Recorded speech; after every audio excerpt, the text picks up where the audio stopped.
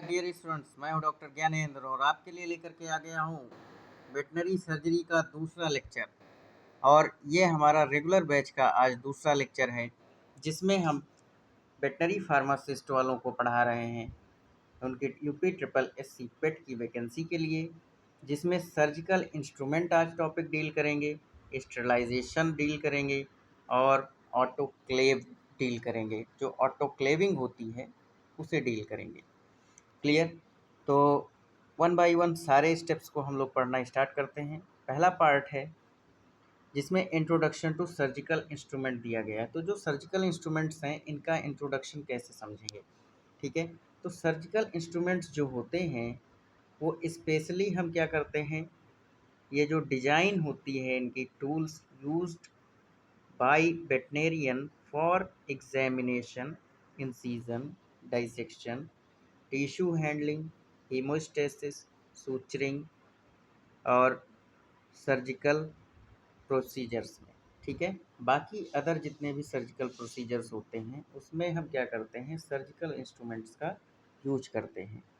ये स्पेशल तरीके से बनाए जाते हैं, इसीलिए लिखा गया specially designed tools used by veterinarian for examination, है ना। कोई पेशेंट है तो उसको एग्जामिन किया जाता है। इंसीजन, ठीक है, इंसीजन लगाने के लिए, है ना। पहला इंसीजन ऐसे लगता है। फिर डाइसेक्शन, टिश्यू हैंडलिंग, हीमोस्टेसिस का मतलब कल हमने बताया था कि ब्लीडिंग को रोकना है। इसी तरीके से सूचरिंग है एंड अदर जितने भी सर्जिकल प्रोसीजर्स होते हैं उसमें हम लोग क्या करते हैं, सर्जिकल इंस्ट्रूमेंट्स का यूज करते हैं। इसके बाद आ जाइए, अलग अलग कैटेगरीज के अलग अलग इंस्ट्रूमेंट्स होते हैं और उनके अलग अलग काम होते हैं, ठीक है। तो कटिंग की बात करते हैं अगर हम लोग, है ना। जब भी कभी हम कटिंग की बात करेंगे तो कटिंग के लिए कौन आता है, स्कैल्पेल, इंसीजर और एम्पुटेशन ऑफ, एम्पुटेशन करने के लिए एम्पुटेशन नाइफ होता है। तो ये काम क्या है, टिश्यू को काटने का काम है, ठीक है। इसी तरीके से डाइसेक्शन के लिए अगर हम बात करते हैं तो डाइसेक्शन के लिए डाइसेक्टिंग सीजर होती है, फॉरसिप्स होती हैं और टिश्यू डाइसेक्शन में काम आएगा। ग्रेस्पिंग और होल्डिंग, ठीक है, ग्रेस्पिंग और होल्डिंग। तो ग्रेस्पिंग का मतलब होता है कि टिश्यू को ग्रेस्प करना, पकड़ना, ठीक है। तो टिश्यू को होल्ड करना या फिर ग्रेस्प करना, ठीक है। तो ये जो है इसको हम जो है रखते हैं एलिस, बैबकॉक और टिश्यू फॉरसिप, ठीक है। तो टिश्यू फॉरसिप्स और एलीज और बैबकॉक जो होती हैं ये क्या करती हैं, ग्रेस्पिंग और होल्डिंग में हेल्प करती हैं। तो होल्डिंग जो है, जो होल्डिंग टिश्यू है वो क्या है हमारा, यहाँ पे होल्डिंग टिश्यू के लिए हमारे पास क्या है, एलीज, बैबकॉक और टिश्यू फॉरसिप, ठीक। हीमोस्टेटिक या हीमोस्टैटिक्स कहते हैं इनको, है। तो हीमोस्टैटिक जो होती हैं वो क्या है, आर्टरी फॉरसिप, मॉस्किटो और केलीज। कंट्रोल ऑफ ब्लीडिंग, ब्लीडिंग को रोकने के लिए। रिट्रैक्टर, रिट्रैक्टर्स सेन और फ्रेव्यूफ होते हैं, तो इनको अच्छे से याद करेंगे, एग्जाम में आ सकता है, ठीक है। तो रिट्रैक्टिंग टिश्यूज, टिश्यू को रिट्रैक्ट किया जाता है। सूचरिंग की अगर हम बात करते हैं तो निडल होल्डर मटेरियल होता है और सर्जिकल निडल होती है और सूचरिंग, इसमें हम लोग सूचरिंग करते हैं। प्रोबिंग की अगर बात करते हैं तो प्रोब और क्या होता है, डायरेक्टर होता है ना। प्रोब या फिर इसी को हम क्या कहते हैं, डायरेक्टर कहते हैं, ठीक। तो एक्सप्लोरिंग बुंड्स या कैविटीज़, जितने भी बुंड हैं और कैविटीज़ हैं तो उससे हम क्या करते हैं, प्रोब से चेक करते हैं। बोन इंस्ट्रूमेंट, बोन इंस्ट्रूमेंट के जो एग्जाम्पल हैं, बोन सॉ हो गई, आरी, बोन कटर हो गया और रॉन्जियर हो गया। तो ये सब क्या करते हैं, बोन कटिंग या रिमूवल में मदद करते हैं। क्लियर? स्कैल्पेल की अगर हम बात करते हैं तो क्या है, incision of skin and soft tissue, mainly consist of Henle plus blood, तो ब्लेड। तो एग्जाम्पल में ये ध्यान रखना है कि अगर एग्जाम में आता है कि ये क्या है तो सिर्फ हैंडल पे टिक करके नहीं आना है, ठीक है, ब्लेड भी साथ में है। सीज़र की अगर हम बात करते हैं तो इसका एग्जाम्पल है मायोस सीज़र, हेवी टिश्यू और सूचर को ठीक करती है ना, पकड़ती है। या कटिंग करती है। ठीक है, मेडिसिन बाम, तो जो मेडिसिन बाम है वो क्या है, सॉफ्ट टिश्यू के लिए होती है। सॉफ्ट टिश्यू टिश्यू डायरेक्शन में ये डाइसेक्शन में हेल्प करती है। Straight curved scissors are selected according to the surgical task. ठीक है, तो सर्जिकल टास्क का मतलब कुछ स्ट्रेट और कर्व सीजर भी ली जाती है। ठीक, फॉरसिप्स में अगर हम बात करते हैं तो एलिस फॉरसिप होती है, फर्म होती है, फर्म ग्रेस्पिंग के लिए। ठीक है, बैबकॉक जो है gentle handling of delicate tissue, हल्के हाथों से पकड़ने के लिए बैबकॉक होती है। एलिस जो होती है वो फर्म ग्रेस्पिंग के लिए है। टूथेड फॉरसिप जो होती हैं firm grip on the skin और अदर टिश्यू। ठीक है, और क्या है यहाँ पे, एक चीज़ और देख लेते हैं। जैसे यहाँ थंब फॉरसिप लिख दिया गया है, तो थंब फॉरसिप का मतलब क्या है, ये भी टिश्यू हैंडलिंग में ही मदद करती है। इसके बाद आते हैं हम लोग आर्टरी फॉरसिप पे। तो जो आर्टरी फॉरसिप है इसको ऑल्सो कॉल्ड हीमोस्टैटिक फॉरसिप। ठीक है, हीमोस्टैटिक फॉरसेप्स। एक्चुअली जो फॉरसेप्स होती हैं वो इस तरीके से दो स्टिक्स जो होती हैं, सिप्स जो होती हैं, उनका मिलन होता है। ठीक है, मिक्सिंग होती है, इसलिए ये जो हैं प्लूरल होती है। Use to clamp blood vessels, blood vessels को क्लैम्प करने के लिए आर्टरी फॉरसेप यूज करते हैं। हेमरेज को रोकने के लिए यूज करते हैं मॉस्किटो, केली और क्राई। तो ये होते हैं आर्टरी फॉरसेप्स।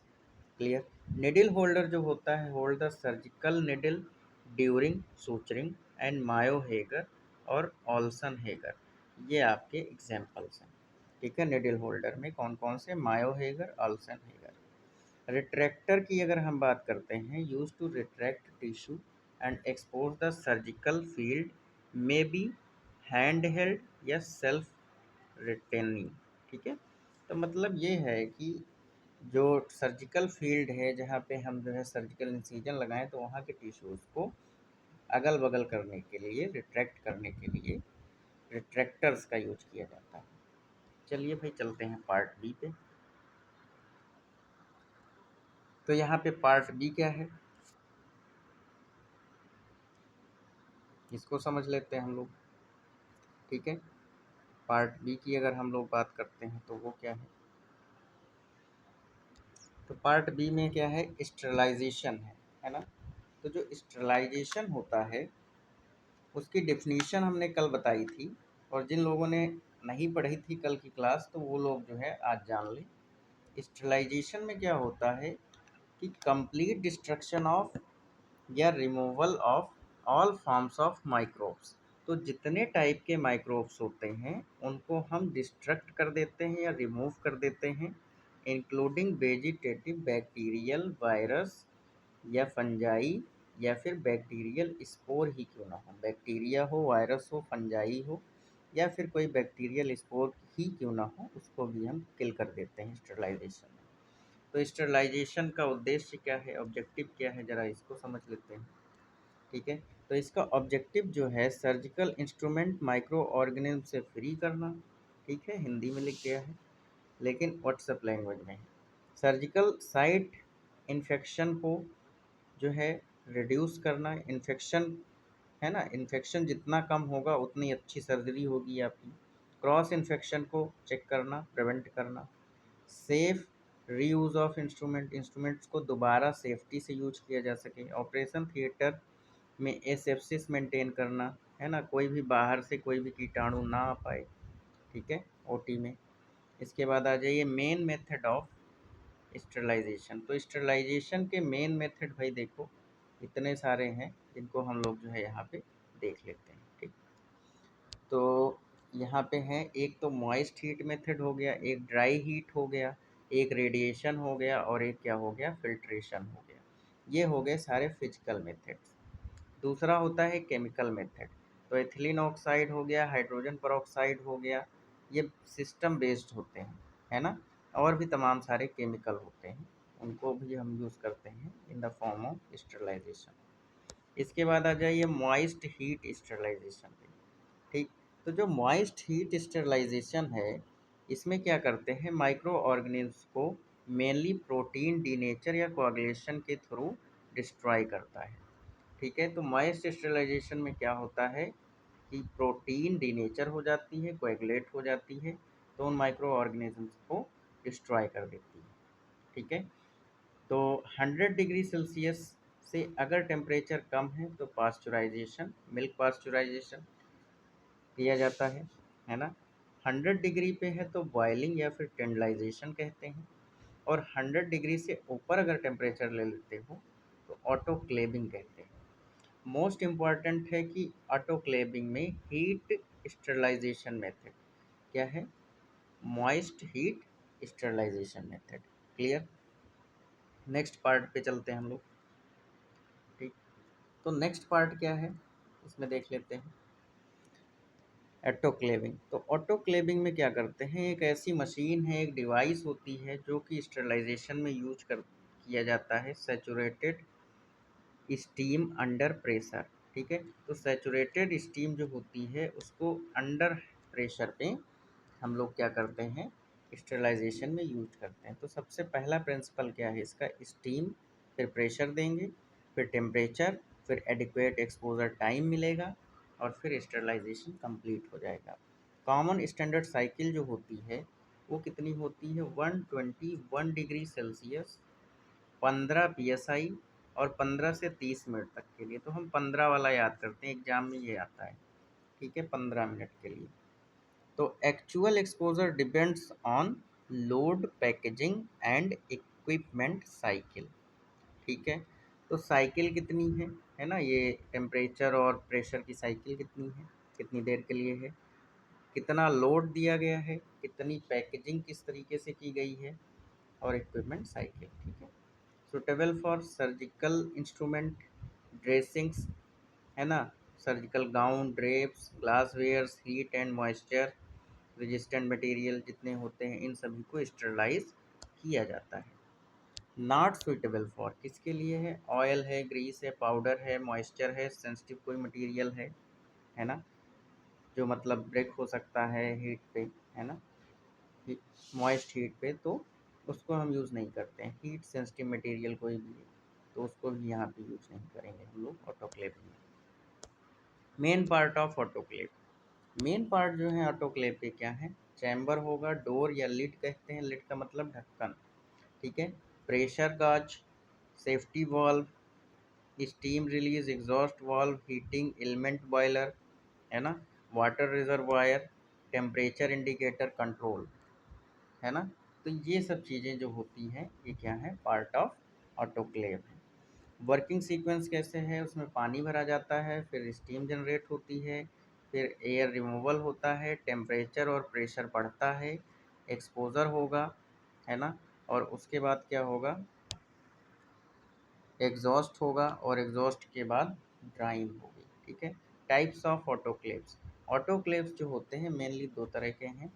ग्रेविटी डिस्प्लेसमेंट, तो इसमें क्या होता है, steam enters into the chamber, है ना, एंड हेवियर एयर जो होगी, जो भारी होगी, ग्रेविटी के हिसाब से जो भारी चीज़ होती है वो डिस्प्लेस हो जाती है थ्रू द एग्जॉस्ट। तो एग्जॉस्ट से जो भारी एयर है, हेवी या हेवियर एयर है, वो क्या होगी, निकल जाएगी। प्री वैक्यूम में क्या है, air is removed using vacuum before steam exposure. तो स्टीम के एक्सपोजर से पहले ही एयर को रिमूव कर दिया जाता है, प्रोवाइडिंग बेटर स्टीम पेनिट्रेशन। तो अच्छे से स्टीम जो होती है वो पहुंचती है to the properly prepared loads. Prepared load का मतलब है जो भी आपने इक्विपमेंट्स वहाँ पर दिए हैं, है ना, ऑटोक्लेव करने के लिए, तो वो सारे इक्विपमेंट जो हैं बहुत अच्छे से वहाँ पे जो स्टीम है पेनिट्रेट करेगी और किल करेगी जितने भी बैक्टीरिया, वायरस, फंजाई हैं उनको। ठीक है, चलिए आगे बढ़ते हैं। अदर स्टरलाइजेशन मेथड क्या है, ड्राई हीट है, हॉट एयर ओवन, है ना। ड्राई हीट किससे करेंगे, हॉट एयर ओवन से करेंगे। Dry heat mainly acts through oxidation of cellular component. मान लो ये एक सेल है, ठीक, तो सेल में क्या है, प्रोटीन है, फैट है ना, और कार्बोहाइड्रेट है, तो इन सब का क्या होने लगेगा, ऑक्सीडेशन होने लगेगा। ठीक, तो सेलुलर इंटीग्रिटी बिगड़ने लगेगी। तो यही कहानी होती है बैक्टीरिया के साथ या जो भी माइक्रोब्स होते हैं उनके साथ। तो उनकी सेलुलर इंटीग्रिटी बिगड़ेगी ऑक्सीडेशन होने से और उससे उनकी डेथ हो जाएगी, ठीक है। तो यहाँ पे टेम्परेचर है 16, 17, 18 से याद कर लो, है ना। 16 160 डिग्री, 170 डिग्री, 180 डिग्री। जितना कम टेम्परेचर होगा उतना ज़्यादा टाइम लगेगा।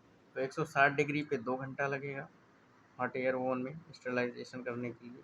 170 डिग्री होगा तो 1 घंटा लगेगा, और 180 डिग्री होगा तो और सबसे कम टाइम लगेगा, ठीक है। सूटेबल किसके लिए है ये? ग्लास वेयर्स जो होते हैं, जितने भी शीशे के बर्तन होते हैं, इंस्ट्रूमेंट होते हैं, वो सब। मेटल इंस्ट्रूमेंट, सर्टेन पाउडर्स और ऑयल्स जो होते हैं।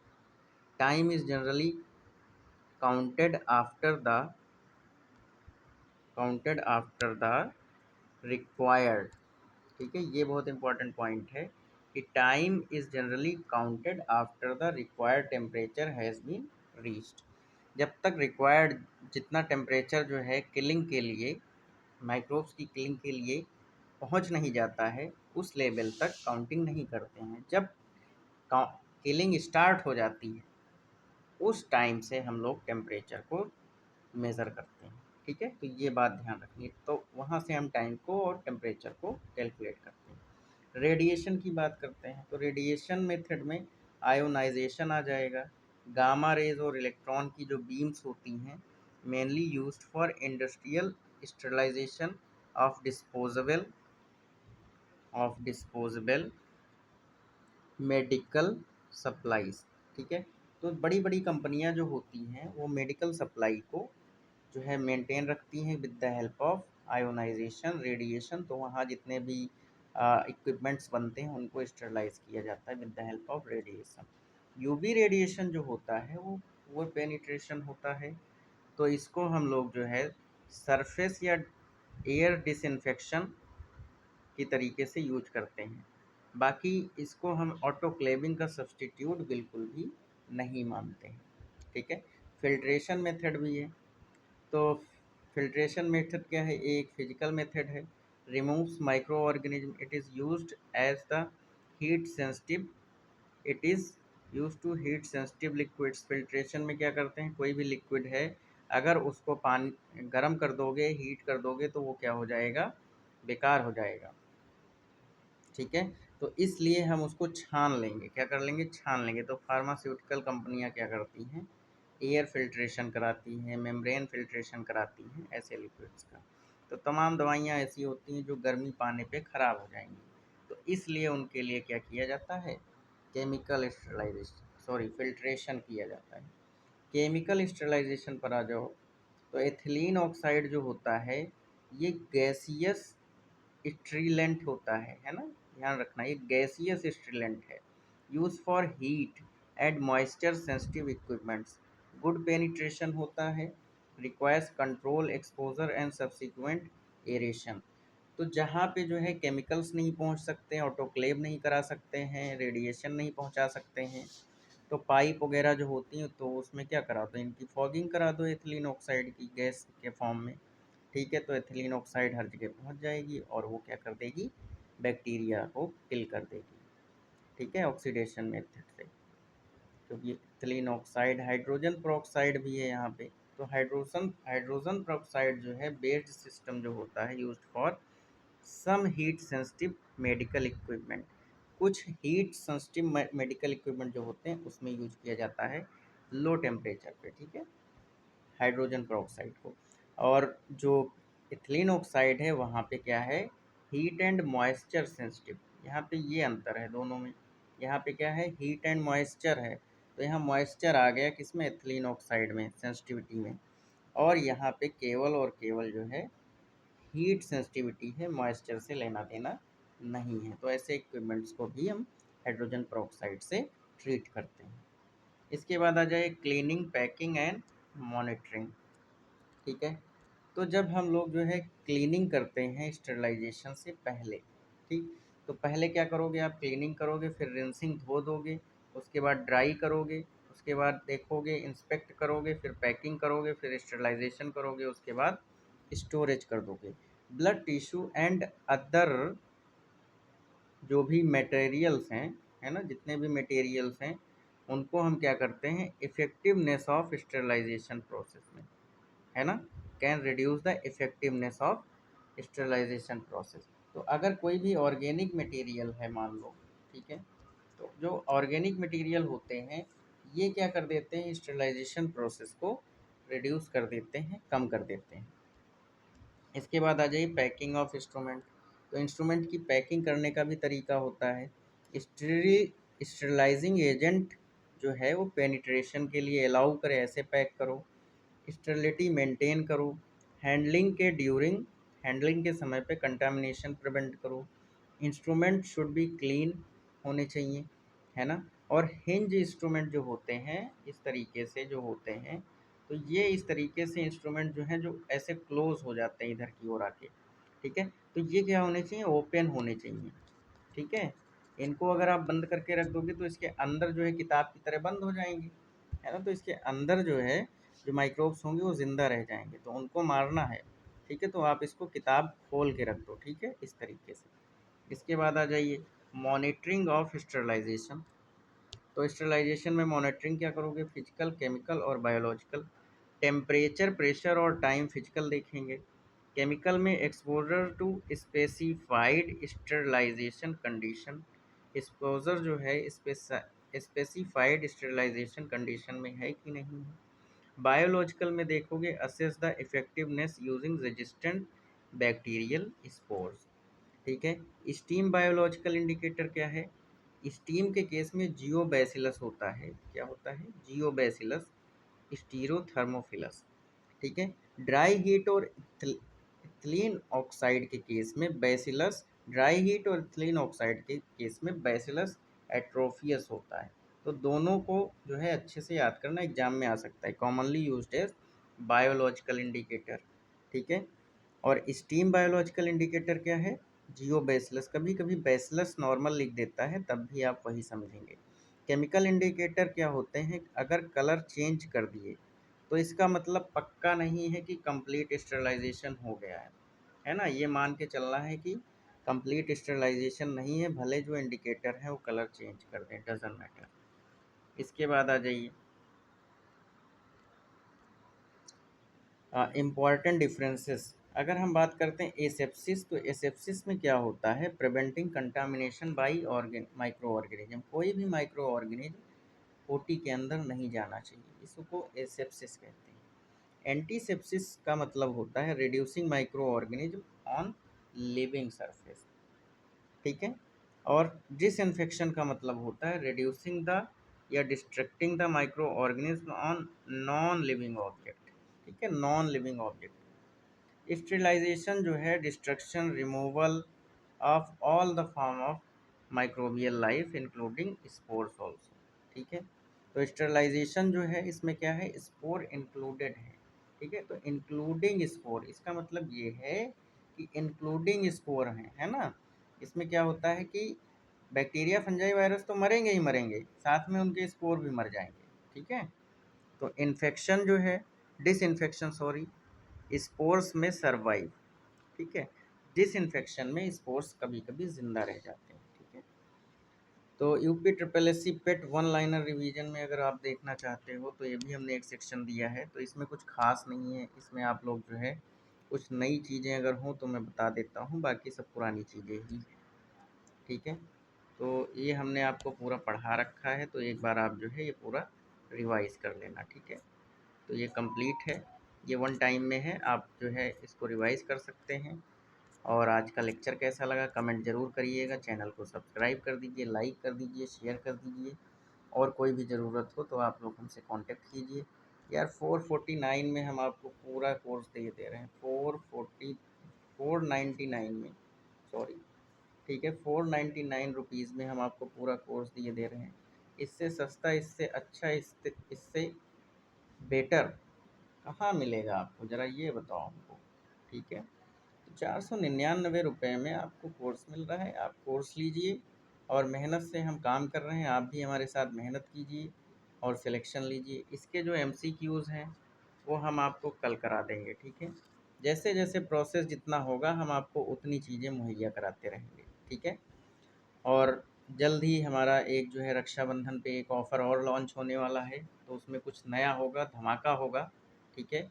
तो उसमें कुछ बहुत बेहतरीन आपको मिलेगा, जिसमें हम जो है एक आपकी प्रैक्टिस के लिए कुछ जो है तैयार कर रहे हैं अपने, हमारे पास कुछ प्लानिंग्स हैं, तो उसमें हम आपकी एग्ज़ाम रिलेटेड प्रैक्टिस रहेगी, और जिसमें जो है आप लोगों को बहुत ही कुछ ऑफ़र में चीज़ें हम देंगे। तो आप लोग हमारे साथ जुड़े रहिए बस, फिर देखिए आपकी तैयारी कितना तेज़ी से ज़ोर पकड़ती है, ठीक है। तो सभी लोग जो है कोर्स लीजिए मेरे ख़्याल से, और आप लोग जो है हमसे जुड़ जाइए और अपनी क्लासेस को स्टार्ट कीजिए, क्योंकि रेगुलर क्लास को आज हमने एक तरीके से डेमो क्लास बना दिया था, और कल एक स्पेशल हम डेमो क्लास ले लेंगे।